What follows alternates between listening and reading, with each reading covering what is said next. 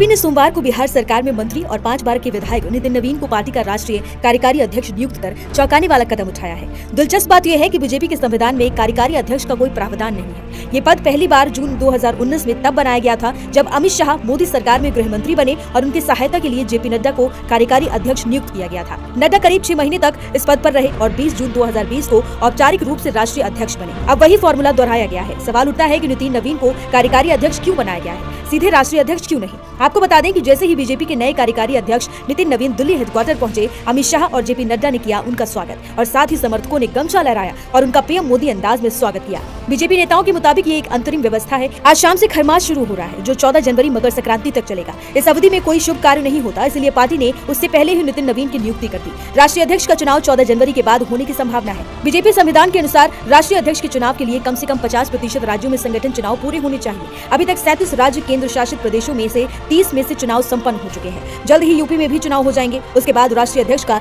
चुनाव हो सकता है। अब आपको सुनाते हैं कि बीजेपी के नए कार्यकारी अध्यक्ष नितिन नवीन पर क्या बोला विपक्ष। उस पार्टी में क्या भाजपा में चुनौती होगी, उनके चयन का आधार क्या था, इस पर मेरी टिप्पणी उचित नहीं है और ये रवायत हर पॉलिटिकल पार्टी को दूसरी पार्टी पर कमेंट करने में बस। लेकिन व्यक्तिगत तौर पर मैं उनको जानता हूँ, बहुत ही विनम्र स्वभाव के हैं, जो 2-4 मुलाकात मेरी है और मैं उनको शुभकामनाएं देता हूँ कि एक बड़ी पार्टी के राष्ट्रीय कार्यकारी अध्यक्ष वो बने हैं। असंख्य शुभकामनाएं।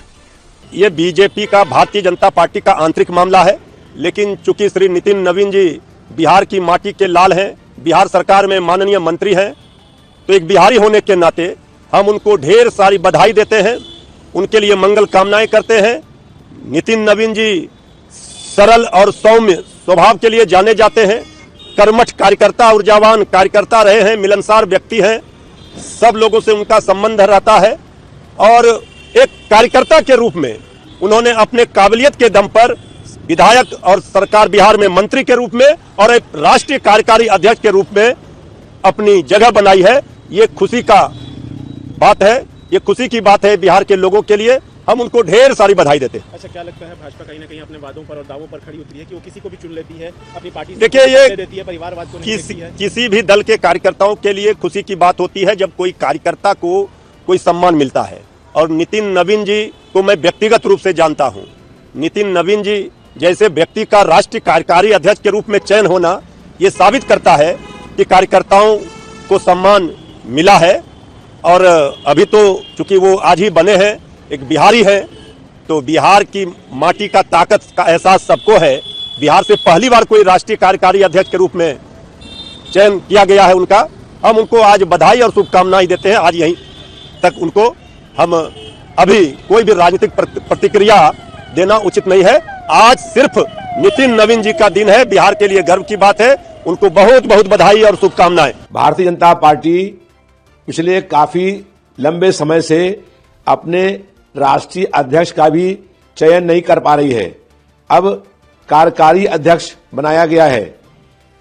परमानेंट अध्यक्ष की नियुक्ति भाजपा नहीं कर पा रही है। इससे स्पष्ट है कि उसकी पार्टी में बहुत अधिक अंतर्कलह है और इसीलिए वो राष्ट्रीय अध्यक्ष का नाम तय नहीं कर पा रहे हैं। प्रधानमंत्री मोदी लेकिन वो कार्यकारी अध्यक्ष बनाया गया है, उनको स्थायी राष्ट्रीय अध्यक्ष नहीं बनाया गया है।